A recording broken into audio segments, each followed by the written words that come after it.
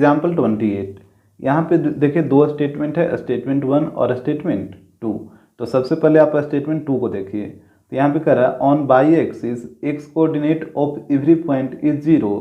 कह रहा है बाई एक्सिस पे एक्स वाला कोऑर्डिनेट होता है जो प्रत्येक पॉइंट पे 0 होता है, तो बिल्कुल ट्रू बात है, इसमें तो आपको कोई दिक्कत ही नहीं होना चाहिए। जैसे आप जानते हैं ना, ये होता है एक्स, एक्स डैश, बाई और बाई डैश। तो बाई एक्सिस पे कोई भी पॉइंट आप नोट करिए, जैसे यहाँ पे मान लीजिए ये पॉइंट है 5, तो इसका कोऑर्डिनेट क्या होता है 0,5। यहाँ पे एक्स वाला क्या होता है 0 होता है, कहीं पे भी आप ले लीजिए। जैसे मान लीजिए यहाँ पे कोई पॉइंट है 2, तो इसका कोऑर्डिनेट क्या हो जाएगा 0,2। तो यहाँ पे भी देखिए एक्स वाला क्या हो गया 0 हो गया। अगर आप नीचे आइएगा तो यहाँ पे होता है -3, तो इसका कोऑर्डिनेट क्या हो जाएगा 0,-3। ऐसे ही आप लिखते हैं ना, पहले एक्स वाला फिर बाई वाला। तो बाई एक्सिस पे प्रत्येक पॉइंट पे एक्स वाला कोऑर्डिनेट क्या होता है 0 होता है, तो यह स्टेटमेंट बिल्कुल ट्रू है। अब आप देखिए स्टेटमेंट 1 को, तो यहाँ पे हो रहा है if the centroid of the triangle having its vertices at a1, फिर b 2, फिर c² -3 lies on x axis then a + b = 3। यहाँ बोला कि ट्राइंगल ए बी सी का जो सेंट्राइड का जो कोऑर्डिनेट है वो कहाँ पे लाई कर रहा है, एक्स एक्सिस पे लाई कर रहा है, तो क्या a + b = 3 होगा। जैसे यहाँ पे सबसे पहले तो आप एक ट्राइंगल बनाइए, यहाँ पे ये स्टेटमेंट 1 को हम चेक कर रहे हैं, तो यहाँ पे आप एक ट्राइंगल बना लीजिए। यहाँ पे हो गया a b और c, a का कोऑर्डिनेट दे रखा है 1, a और b का कोऑर्डिनेट दे रखा है 2, b और c का है c² -3। अब यहाँ पे देखिए बोला कि इस ट्रायंगल का जो सेंट्रॉइड है वो x एक्सिस पे लाई कर रहा है। जैसे मान लेते हैं यहाँ पे सेंट्रॉइड है g, और बोला कि ये सेंट्रॉइड g है वो कहाँ पे लाई कर रहा है, तो x एक्सिस पे। तो जब x एक्सिस पे लाई कर रहा है तो यहाँ पे सेंट्रॉइड का कोऑर्डिनेट बताइए, x एक्सिस पे x वाला x हो जाएगा और y वाला 0 हो जाएगा। ये चीज़ आपको आता है समझ में कि x एक्सिस पे x वाला कोऑर्डिनेट x और y वाला 0 हो जाता है, तो यहाँ पे सेंट्रॉइड का कोऑर्डिनेट हो गया x, 0। यहाँ पे देखिए इसको आप मान लीजिए x1, y1, इसको मान लीजिए x2, y2, और इसको मान लेते हैं x3, y3। तो इसके बाद देखिएगा यहाँ पे कोऑर्डिनेट ऑफ सेंट्रॉइड निकाल लीजिए, तो यहाँ पे हो जाएगा कोऑर्डिनेट ऑफ सेंट्रॉइड। तो यहाँ पे देखिएगा यहाँ पे सेंट्रॉइड g है और इसका कोऑर्डिनेट है x, 0। यहाँ फॉर्मूला बताइए कोऑर्डिनेट ऑफ सेंट्रॉइड का, तो ये होता है x1 + x2 + x3 upon 3, y1 + y2 + y3 upon 3। अब यहाँ पे वैल्यू को आप पुट करिए, तो ये हो जाएगा g x, 0। यहाँ पे देखिएगा x1 + x2 + x3, तो यहाँ पे देखिए x1 का वैल्यू है 1, x2 का वैल्यू है 2 और x3 का वैल्यू है c²। तो यहाँ पे इसको पुट करिए, तो यहाँ पे हो जाएगा x1 की जगह 1, x2 की जगह 2 और x3 की जगह c² अपॉन 3। अब इस तरफ आइए y1 + y2 + y3, तो यहाँ पे देखिएगा y1 का वैल्यू है a, y2 का वैल्यू है b और y3 का वैल्यू है -3। तो यहाँ पे हो जाएगा a + b -3 अपॉन 3। यहाँ पे कंपेयर कर लीजिए, तो यहाँ पे देखिए ये बाई वाला का कंपेयर बाई वाला के साथ करिए, क्योंकि एक्स वाला तो आपको वैल्यू पता ही नहीं है, तो इसको कंपेयर क्या करिए एक्स वाला को, तो सिर्फ आप बाई वाला को कंपेयर करिए। तो यहाँ पे बाई वाला है 0, इस तरफ है a + b -3 अपॉन 3। यहाँ पे इसके नीचे कुछ नहीं तो 1 है, तो 1 को इससे मल्टीप्लाई करिएगा तो वहीं चीज रह जाएगा a + b -3, और यहाँ पे 0 × 3 0, यहाँ पे -3 को इधर ले आइए, तो यहाँ पे हो जाएगा a + b = 3। तो ये आ गया a + b = 3 कब, जब सेंट्रॉइड लाई कर रहा था x एक्सिस पे तब। और यहाँ पे देखिए क्वेश्चन में बोला था कि क्या a + b = 3 आएगा, तो बिल्कुल ट्रू बात है, उतना ही आया है, तो ये भी स्टेटमेंट हो गया ट्रू। तो अब आप देख रहे हैं कि स्टेटमेंट सेकेंड ये भी ट्रू हुआ था और स्टेटमेंट 1 भी ट्रू हो गया। अब आपको देखना है कि क्या स्टेटमेंट सेकंड का यूज स्टेटमेंट 1 में हुआ है।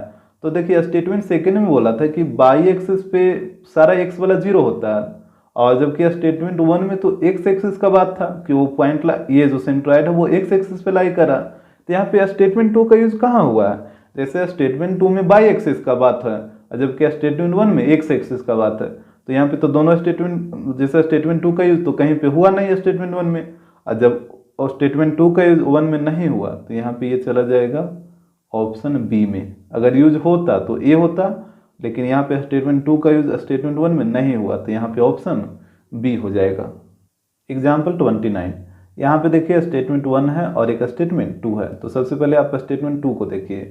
तो यहाँ पे कह रहा है if x coordinate of a point is not zero it doesn't lie on y axis.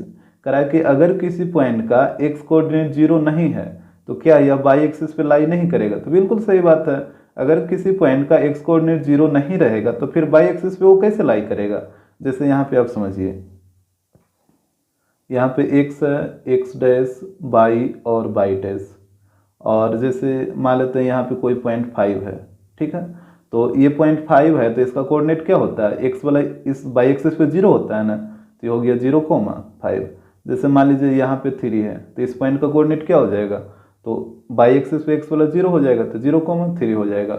अगर आप नीचे में आइएगा तो यहाँ पे जैसे मान लीजिए -2 है तो इस पॉइंट का कोऑर्डिनेट कितना हो जाएगा? 0,-2। इतना तो बात आपको आ रहा है समझ में। तो यहाँ पे बोला कि अगर किसी पॉइंट का एक्स कोऑर्डिनेट 0 नहीं हो तो यह बाई एक्सिस पे लाई नहीं करेगा। तो यहाँ पे आप देख रहे हैं कि बाई एक्सिस पे जितना भी पॉइंट लाई कर रहा वो सारे पॉइंट में एक्स वाला कोऑर्डिनेट क्या होगा? 0 होगा ऑलवेज। अगर बाई एक्सिस पे कोई भी पॉइंट लाई कर रहा तो उस पॉइंट के कोऑर्डिनेट में एक्स वाला जो कोऑर्डिनेट होगा वो हमेशा 0 होगा। तो यहाँ पे बोला कि अगर किसी पॉइंट का एक्स कोऑर्डिनेट 0 नहीं होगा तो वो बाई एक्सिस में लाई नहीं करेगा। तो फिर कैसे लाई करेगा? अगर एक्स कोऑर्डिनेट 0 नहीं होता, जैसे यहाँ पे 1 रहता 1,5, तो फिर बाई एक्सिस पे लाई करेगा? कभी भी नहीं करेगा। जैसे यहाँ पे 0,3 है, इसके जगह अगर 5,3 रहता तो फिर ये पॉइंट बाई एक्सिस पे कैसे लाई करता? बिल्कुल लाई नहीं करेगा। तो ये स्टेटमेंट बिल्कुल ट्रू है। ये तो आपको आ गया होगा समझ में, इसमें तो कोई दिक्कत नहीं होना चाहिए। अब आप आइए स्टेटमेंट 1 पे। तो यहाँ पे देखिए स्टेटमेंट 1, यहाँ पे कह रहा है कि if c is a variable then the centroid of the triangles having vertices p 1,a फिर q c, b and r c square, 1 will never lie on y axis. यहाँ पे बोला कि सी है जो वेरिएबल है, तो यहाँ पे पी क्यू आर वर्टेक्स से जो ट्रायंगल बनेगा उस ट्रायंगल का जो सेंट्रॉइड है वो कभी भी बाई एक्सिस पे लाई नहीं करेगा, जो आपसे पूछा है। तो यहाँ पे देखिए ये स्टेटमेंट 1 है। यहाँ पे ट्रायंगल पी क्यू आर बनेगा, यहाँ पे सबसे पहले बना लीजिए। यहाँ पे हो जाएगा पी क्यू आर, और पी का कोऑर्डिनेट दे रखा है 1,a, क्यू का कोऑर्डिनेट है सी, बी, और आर पॉइंट का कोऑर्डिनेट है सी स्क्वायर, 1, और यहाँ पे बोल दिया है कि सी इज अ वेरिएबल। सी है जो वेरिएबल है, तो बोला कि इस ट्रायंगल का जो सेंट्रॉइड का जो कोऑर्डिनेट होगा वो बाई एक्सिस पे लाई नहीं करेगा। बाई एक्सिस पे लाई नहीं करने का मतलब क्या है कि जो एक्स वाला कोऑर्डिनेट है वो 0 नहीं होना चाहिए। अगर एक्स वाला कोऑर्डिनेट 0 नहीं होगा तो जाहिर सी बात है वो पॉइंट बाई एक्सिस पे लाई नहीं करेगा, और अगर एक्स वाला कोऑर्डिनेट 0 हो गया तो वो पॉइंट बाई एक्सिस पे लाई करेगा। तो यहाँ पे क्वेश्चन बोला था कि will never lie on y axis, by axis पे लाई नहीं करना चाहिए। इसका मतलब कि एक्स वाला जो कोऑर्डिनेट होगा वो 0 नहीं होना चाहिए। तो यहाँ पे हम क्या करेंगे ना कि इस ट्रायंगल पी क्यू आर का सेंट्रॉइड निकालेंगे और इसमें देखेंगे कि जो एक्स वाला कोऑर्डिनेट है वो 0 हो रहा है या फिर नहीं हो रहा है। तो यहाँ पे इसका सेंट्रॉइड निकालिए। जैसे मान लेते हैं इसका सेंट्रॉइड है जी, तो यहाँ पे इसको मान लीजिए x1, y1, और इसको मान लीजिए x2, y2, और इसको मान लीजिए x3, y3। अब यहाँ पे कोऑर्डिनेट ऑफ सेंट्रॉइड निकालिए। तो यहाँ पे हो जाएगा कोऑर्डिनेट ऑफ सेंट्रॉइड, ये जी है तो यहाँ पे जी लिख देते हैं। यहाँ पे बताइए फॉर्मूला क्या होता है कोऑर्डिनेट ऑफ सेंट्रॉइड का? तो ये होता है x1 plus x2 plus x3 upon 3, y1 plus y2 plus y3 upon 3। यही फॉर्मूला होता है ना।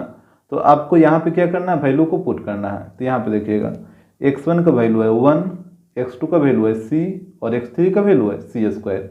तो यहाँ पे हो जाएगा 1 प्लस सी प्लस सी स्क्वायर अपॉन 3।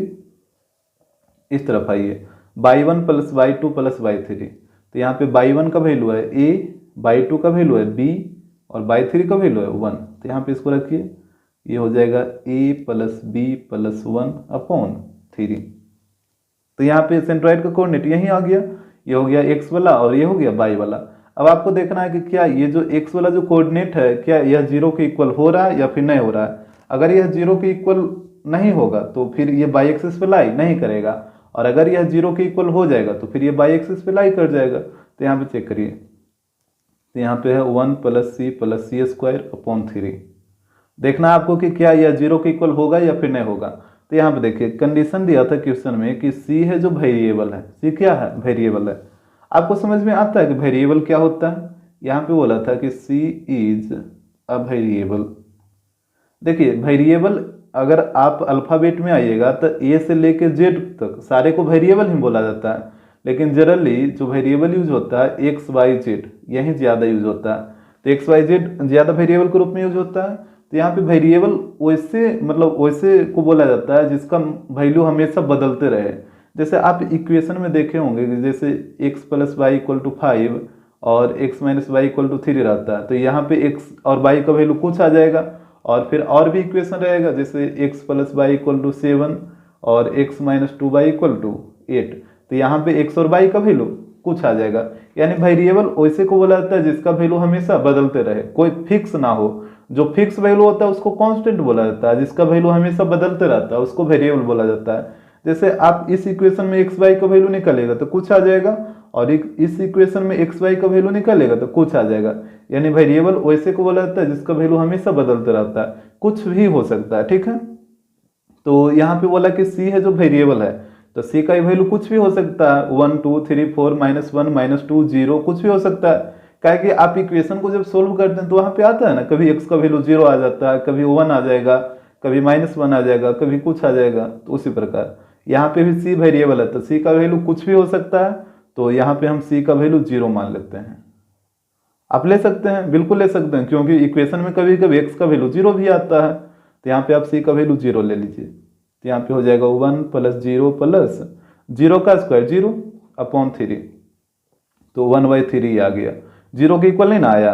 अच्छा, जब 0 पे ये 0 के इक्वल नहीं आया तो आप कोई भी वैल्यू लीजिए, अभी ये 0 के इक्वल आएगा ही नहीं, कभी भी नहीं आएगा। आप कुछ भी वैल्यू ले लीजिए, अगर आप -1 भी लीजिएगा तो +1 और -1 ये कट जाएगा, और यहाँ पे -1 का स्क्वायर 1 आ जाएगा, डेट मीन्स 1/3 ही आ जाएगा। यानी आप यहाँ पे c का वैल्यू कुछ भी ले लीजिए, जो भी आपके दिमाग में आ रहा है, ये कभी भी 0 के इक्वल नहीं आएगा। इसका मतलब ये हुआ कि ये जो x एक्सिस है वो 0 के इक्वल नहीं होगा, और जब x एक्सिस 0 के इक्वल नहीं होगा तो फिर ये बाई एक्सिस पे कैसे लाई करेगा। जैसे यहाँ पे आप स्टेटमेंट 2 में देखे थे ना कि x वाला जब 0 के इक्वल आ रहा था, x वाला कोऑर्डिनेट, तो ये बाई एक्सिस पे लाई कर रहा, और यहाँ पे आप देखें कि x वाला जो कोऑर्डिनेट है वो 0 के इक्वल नहीं आया, तो जाहिर सी बात है ये बाई एक्सिस पे लाई नहीं करेगा। तो यहाँ पे देखिए, और क्वेश्चन में भी वही बोल रहा था कि will never lie on y axis, यह बाई एक्सिस पे लाई नहीं करेगा। तो बिल्कुल सही बात है, यह बाई एक्सिस पे लाई नहीं करेगा क्योंकि x वाला कोऑर्डिनेट 0 नहीं आया। अब आप देखिए कि क्या स्टेटमेंट 2 का यूज स्टेटमेंट 1 में हुआ है। तो यहाँ पे स्टेटमेंट 2 का यूज स्टेटमेंट 1 में हुआ है, ये तो साफ साफ आप देख रहे हैं, क्योंकि स्टेटमेंट 2 में भी वही बोला था कि अगर किसी पॉइंट का x कोऑर्डिनेट 0 नहीं होता है तो वह बाई एक्सिस पे लाई नहीं करेगा, जो कि बिल्कुल सही बात था। और यहाँ पे भी वही चीज हुआ कि x कोऑर्डिनेट 0 नहीं हुआ, जिस वजह से यह बाई एक्सिस पे लाई नहीं किया। तो यहाँ पे ये चला जाएगा ऑप्शन ए में, यहाँ पे इसका हो जाएगा आंसर ऑप्शन ए। एग्जाम्पल 30, यहाँ पे भी देखिए दो स्टेटमेंट है, एक स्टेटमेंट 1 है और एक स्टेटमेंट 2 है। तो सबसे पहले आप 2 को देखिए, तो यहाँ पे कह रहा है centroid of a triangle always lies inside the triangle. कह रहा है कि ट्रायंगल का जो सेंट्रॉइड होता है वो हमेशा ट्रायंगल के अंदर लाई करता है। तो बिल्कुल सही बात है, क्योंकि आप जानते हैं कि सेंट्रॉइड क्या होता है, सारे मीडियन का इंटरसेक्टिंग पॉइंट होता है। जैसे मान लीजिए ए बी सी एक ट्रायंगल है, और यहाँ पॉइंट ए से एक मीडियन ड्रा करिए ए डी, फिर बी से एक ड्रा करिए, यहाँ पे मान लेते हैं ई, तो एक मीडियन हो गया बी ई, और एक सी पॉइंट से ड्रा करिए, तो यहाँ पे हो जाएगा सी एफ। अब तीनों मीडियन इस पॉइंट पे इंटरसेक्ट कर रहा है, इसी पॉइंट को तो बोला जाता है सेंट्रॉइड, इसको मान लेते हैं जी। तो ये जो सेंट्रॉइड है वो ट्रायंगल के क्या है, इनसाइड ही है ना, अंदर में ही है ना, और यहाँ पे भी स्टेटमेंट वही बोला था कि ट्रायंगल का जो सेंट्रॉइड होता है वो हमेशा ट्रायंगल के अंदर लाई करता है, तो ये बिल्कुल ट्रू है। तो यहाँ पे ये स्टेटमेंट हो जाएगा ट्रू। अब आप देखिए स्टेटमेंट 1 को, तो यहाँ पे बोला है कि द पॉइंट ए 3,4, फिर है बी 2,7, फिर है c 4,4 and d 3,5 are such that one of them lies inside the triangle formed by the remaining 3 points. यहाँ पे बोला कि 4 पॉइंट दे रखा है, ऐसे बोला कि जो एक पॉइंट है, कोई भी एक पॉइंट वो ट्रायंगल के अंदर लाई करेगा। जैसे कोई एक पॉइंट अगर अंदर लाई करेगा तो 3 पॉइंट बचेगा ना, और तीनों पॉइंट से एक ट्रायंगल बन जाएगा। जैसे मान लीजिए कि बी पॉइंट को छोड़ दीजिए तो 3 पॉइंट ए सी और डी बनेगा बचेगा, तो ए सी डी से एक ट्रायंगल बन जाएगा और उसके अंदर बी पॉइंट लाई करेगा। मतलब कोई भी पॉइंट लाई कर सकता है। क्वेश्चन में वही बोलने का मतलब है कि यहाँ पे 4 पॉइंट दे रखा था, उसमें से एक पॉइंट है जो ट्रायंगल के अंदर लाई करेगा, जो रिमेनिंग 3 पॉइंट बचेगा उससे जो ट्रायंगल बनेगा उसके अंदर। तो यहाँ पे देखिए, यहाँ पे है स्टेटमेंट 1। तो यहाँ पे आप क्या करिए ना कि सीधे आप एक्स एक्सिस और वाई एक्सिस को ड्रा कर लीजिए। तो यहाँ पे देखिएगा, यहाँ पे हम एक्स एक्सिस और वाई एक्सिस को ड्रा कर लिए हैं। अब यहाँ पे आपको पॉइंट को शो करना है। तो यहाँ पे देखिएगा, पहला पॉइंट है ए 3,4। तो यहाँ पे देखिए एक्स का वैल्यू 3 और वाई का वैल्यू 4 यहाँ पे। तो यहाँ पे इधर से चलिए, तो ये कुछ इसके सामने रखिएगा, यहाँ पे कहीं पे आएगा। तो ये वाला पॉइंट हो गया ए 3,4। इसके बाद पॉइंट बी है 2,7, यानी एक्स का वैल्यू 2 और वाई का वैल्यू 7। तो यहाँ पे देखिए एक्स का वैल्यू 2 और वाई का वैल्यू 7 यहाँ पे। तो यहाँ पे चलिए इसके सामने, तो ये कुछ यहाँ पे आएगा, इसके सामने लीजिएगा तुम, हाँ यहीं पे आएगा। तो ये वाला पॉइंट हो गया बी और इसका कोऑर्डिनेट है 2,7। इसके बाद देखिएगा पॉइंट सी है 4,4। तो यहाँ पे देखिए एक्स का वैल्यू 4 और वाई का वैल्यू भी 4। तो इधर से चलिए और इधर से चलिए, तो यहाँ पे इसके सामने यहाँ पे कहीं पे हो जाएगा ये। तो ये वाला पॉइंट हो गया सी 4,4। एक और पॉइंट है यहाँ पे देखिएगा, एक पॉइंट है डी 3,5, यानी एक्स का वैल्यू 3 और वाई का वैल्यू 5। तो एक्स का वैल्यू 3 और वाई का वैल्यू 5, तो 3 और 5 है। तो यहाँ पे चलिए 3 के ठीक ऊपर और 5 इधर से आइए, तो यहाँ पे कहीं पे आएगा, यहीं पे आएगा ना, काहे कि ये वाला भी पॉइंट हुआ ए था, वो था 3,4। तो इसी ए के ऊपर ही रहेगा, ये 5 के सामने होगा लेकिन। तो ये हो गया डी 3,5 इस तरीके से। अब यहाँ पे मिलाइए, तो यहाँ पे आप ए बी और सी को मिला दीजिए, ए से बी को और बी से सी को। तो यहाँ पे इसको जब आप मिलाइएगा तो ये कुछ इस तरीके से एक ट्रायंगल बन जाएगा। और देखिए यहाँ पे एक पॉइंट जो डी है वो ट्रायंगल के अंदर आ गया, और यहाँ पे क्वेश्चन में भी वही बोला था कि जो एक पॉइंट है वो ट्रायंगल के अंदर लाई करेगा, रिमेनिंग 3 पॉइंट से जो ट्रायंगल बनेगा उससे। और यहाँ पे यदि आप इस ट्रायंगल के सेंट्रॉइड का कोऑर्डिनेट भी निकालिएगा ना, तो वो 3,5 ही आएगा। जैसे यहाँ पे आपको हम निकाल कर दिखाते हैं। इसको मान लीजिए x1/1, इसको मान लीजिए x2/2 और इसको मान लीजिए x3/3। और सेंट्रॉइड का कोऑर्डिनेट क्या होता है, x1 + x2 + x3। तो यहाँ पे है 2 + 3 + 4, यहाँ पे हो जाएगा 2 + 3 + 4/3, कॉमा फिर होता है y1 + y2 + y3। तो यहाँ पे y1 7, y2 4 और y3 4। तो हो जाएगा 7 + 4 + 4/3। यहाँ पे देखिए 4 3 7 और 7 2 9, यानी 9/3। और ये इधर हो जाएगा 8 और +7 15/3। तो ये हो जाएगा 3,5। और यहाँ पे देखिए आ भी रहा है 3,5, यानी पॉइंट डी है जो इस ट्रायंगल का सेंट्रॉइड हो जाएगा। तो ये जो स्टेटमेंट था बिल्कुल ट्रू था। तो यहाँ पे स्टेटमेंट 1 हो जाएगा ट्रू। अब आपको देखना है कि क्या स्टेटमेंट सेकंड का यूज स्टेटमेंट 1 में हुआ है। तो स्टेटमेंट सेकंड में था कि ट्रायंगल का जो सेंट्रॉइड है वो ट्रायंगल के अंदर में लाई करेगा, और जबकि स्टेटमेंट 1 में भी आप देखें कि ट्रायंगल का जो सेंट्रॉइड है वो ट्रायंगल के अंदर ही लाई कर रहा है। जैसे यहाँ पे पॉइंट डी ही ट्रायंगल का सेंट्रॉइड है, वो भी ट्रायंगल के क्या है, अंदर में ही लाई कर रहा है। तो यहाँ पे बिल्कुल स्टेटमेंट 2 का यूज स्टेटमेंट 1 में हुआ है। जब यहाँ पे हुआ है तो ये हो जाएगा ऑप्शन ए। अगर यूज नहीं होता तो ऑप्शन बी होता है, लेकिन यहाँ पे स्टेटमेंट 2 का यूज स्टेटमेंट 1 में हुआ है, तो जिस वजह से ये ऑप्शन ए हो जाएगा। एग्जाम्पल 31, यहाँ पे भी देखिए दो स्टेटमेंट है, स्टेटमेंट 1 और स्टेटमेंट 2। तो सबसे पहले आप स्टेटमेंट 2 को देखिए, तो यहाँ पे कह रहा है area of an equilateral triangle is √3/4 into side square. कह रहा है कि इक्विलेटरल ट्रायंगल का जो एरिया होता है वो होता है √3/4 इंटू साइड स्क्वायर। तो ये बिल्कुल सही बात है, ये तो फार्मूला ही इसका होता है, तो ये हो जाएगा ट्रू। अब यहाँ पे देखिए, यहाँ पे एक चीज़ और आप समझ लीजिए, जैसे इक्विलेटरल ट्रायंगल का जो एरिया आएगा ना, हमेशा एक इरेशनल नंबर आता है, चाहे साइड का वैल्यू कुछ भी हो। जैसे यहीं से आपको पता चल जाएगा, जैसे मान लेते हैं इसका साइड है 3, ठीक है, इक्विलेटरल ट्रायंगल का साइड है 3, तो यहाँ पे पुट करिए तो इसका एरिया क्या आता है, यहाँ पे हो जाएगा √3/4 साइड स्क्वायर, डेट मीन 3 का स्क्वायर हो जाएगा, तो यहाँ पे हो जाएगा 3 का स्क्वायर 9, तो ये हो जाएगा 9√3/4। इसका एरिया आ गया 9√3/4, जो कि एक इरेशनल नंबर है। और यदि यहाँ पे आप साइड का वैल्यू ले लीजिए √3, तो यहाँ पे आप पुट करिए, अब एरिया क्या होता है, तो यहाँ पे हो जाएगा √3/4 into side square, that means √3 का स्क्वायर हो जाएगा। तो यहाँ पे देखिए √3 का स्क्वायर 3 और 3 इंटू √3, ये हो जाएगा 3√3/4।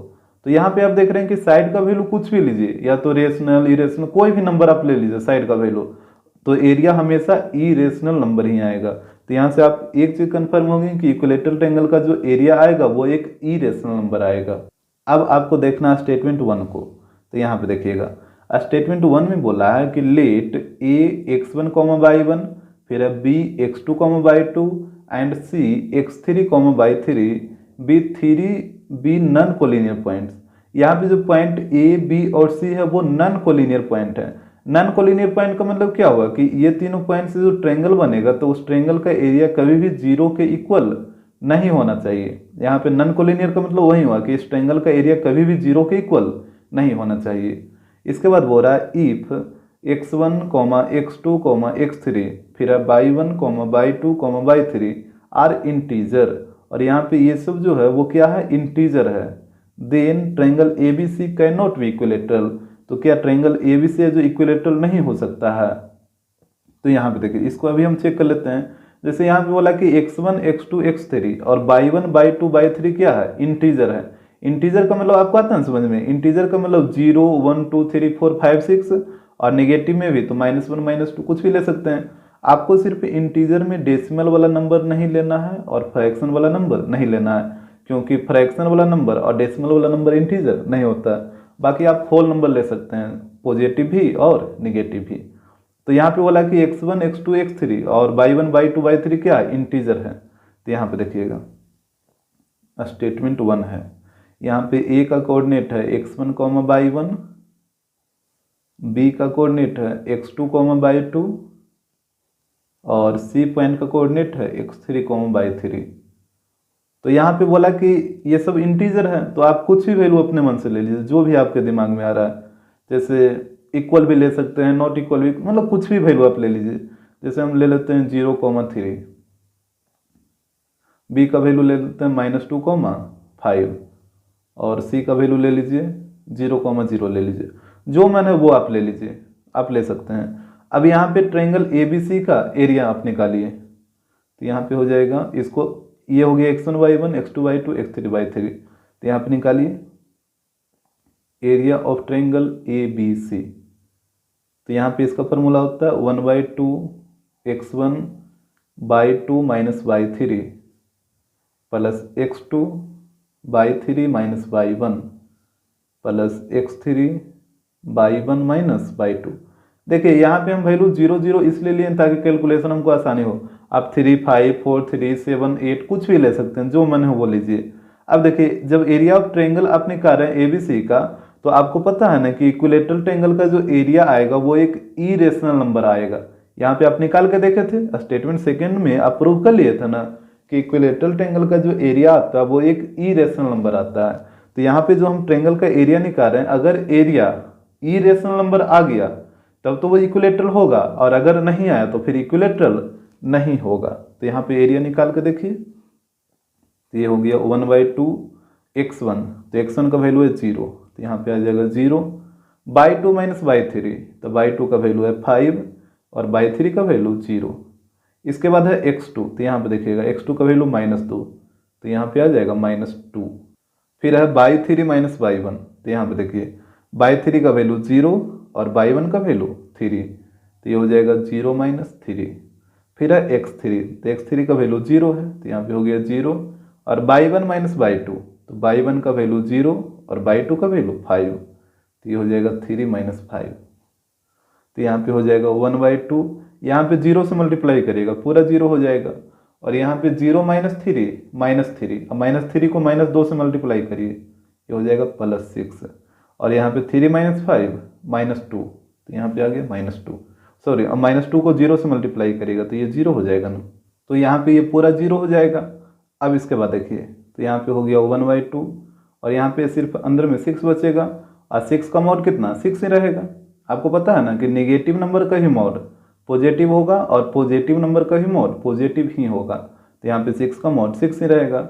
इसको काटिए 3 बार में, तो यहाँ पे इसका एरिया आ जाएगा 3 स्क्वायर यूनिट। अब बताइए, ये जो 3 है वो एक इरेशनल नंबर है, ये तो रेशनल नंबर आ गया ना, और जबकि आपको पता है कि इक्विलेटरल ट्रायंगल का जो एरिया आता है वो क्या आता है, एक इरेशनल नंबर आता है, और जबकि यहाँ पे आप इसका एरिया निकालें तो ये क्या आ गया, एक रेशनल नंबर आ गया। तो यहाँ से आपको पता चल गया कि अगर आप x1/1, x2/2 और x3/3 का वैल्यू इंटीजर आप लेते हैं तो इसका जो एरिया आ रहा है वो एक रेशनल नंबर आ रहा है, जो कि कभी पॉसिबल ही नहीं है। आपको हमेशा पता है कि इक्विलेटरल ट्रायंगल का एरिया क्या होता है, इरेशनल नंबर होता है, जबकि यहाँ पे इसका एरिया एक रेशनल नंबर आ रहा है, तो ये तो कभी पॉसिबल ही नहीं है। और यहाँ पे हम x1/1, x2/2, x3/3 का वैल्यू इंटीजर लिए थे, जिस वजह से इसका वैल्यू रेशनल आया, इसका एरिया का वैल्यू। और यहाँ पे क्वेश्चन में बोला था कि then triangle ABC can not be equilateral, क्या ट्रायंगल ABC इक्विलेटरल नहीं होगा, तो बिल्कुल सही बात है, ये इक्विलेटरल नहीं होगा, क्योंकि इक्विलेटरल ट्रायंगल का एरिया इरेशनल नंबर आता है। जबकि यहाँ पे देखिए जो कंडीशन दिया था स्टेटमेंट 1 में, उस स्टेटमेंट 1 के कंडीशन के अकॉर्डिंग यहाँ पे इसका एरिया आ गया रेशनल नंबर, जो कि कभी पॉसिबल नहीं है। और आपको बात समझ में, यहाँ पे स्टेटमेंट 1 में कंडीशन दिया था कि x1/1, x2/2 और x3/3 ये सब इंटीजर है, तो इसके अकॉर्डिंग इस ट्रायंगल का एरिया आ रहा है रेशनल, जबकि आपको पता है कि इक्विलेटरल ट्रायंगल का एरिया हमेशा इरेशनल नंबर आता है। तो यहाँ पे ये बोला कि इक्विलेटरल नहीं होगा, तो बिल्कुल ये इक्विलेटरल नहीं होगा, ये एक ट्रू स्टेटमेंट है। अब आपको देखना है कि क्या स्टेटमेंट सेकंड का यूज स्टेटमेंट 1 में हुआ है या फिर नहीं हुआ है। तो यहाँ पे समझिए आप, जैसे स्टेटमेंट 2 में था कि इक्विलेटरल ट्रायंगल का एरिया होता है अंदर 3/4 इंटू साइड स्क्वायर, और इसके अकॉर्डिंग इसका एरिया आया था इरेशनल नंबर। और स्टेटमेंट 1 में जब आप एरिया निकाले तो इसका एरिया आया रेशनल नंबर, लेकिन आप वेरीफाई कैसे किए कि इक्विलेटरल ट्रायंगल का एरिया इरेशनल होता है, स्टेटमेंट 2 से ही ना आप वेरीफाई किए इसको। जैसे स्टेटमेंट 1 में जब आप एरिया निकाले तो उसका एरिया आ गया रेशनल नंबर, जबकि स्टेटमेंट 2 में बोला कि इक्विलेटरल ट्रायंगल का एरिया हमेशा इरेशनल नंबर ही होगा, हमेशा क्या होगा, इरेशनल नंबर ही होगा, जबकि स्टेटमेंट 1 में इसका एरिया आ गया रेशनल नंबर। तो उसको आप वेरीफाई कैसे किए थे, स्टेटमेंट 2 के मदद से ही ना वेरीफाई किए कि इक्विलेटरल ट्रायंगल का एरिया कभी भी रेशनल नंबर नहीं हो सकता, ये आप स्टेटमेंट 2 से ही वेरीफाई किए, क्योंकि स्टेटमेंट 2 में आपको पता चल गया था कि इसका एरिया हमेशा क्या होता है, इरेशनल नंबर होता है, और स्टेटमेंट 1 में इक्विलेटरल का एरिया आ गया रेशनल, और उसको आप स्टेटमेंट 2 के द्वारा ही वेरीफाई किए कि नहीं इसका एरिया रेशनल नहीं होगा, हमेशा इरेशनल होगा। तो यहाँ पे आप देख रहे हैं कि स्टेटमेंट 2 का यूज तो स्टेटमेंट 1 में हुआ ही हुआ है, तो यहाँ पे जब हुआ है तो ये ऑप्शन ए हो जाएगा, तो इसका आंसर हो जाएगा ऑप्शन ए।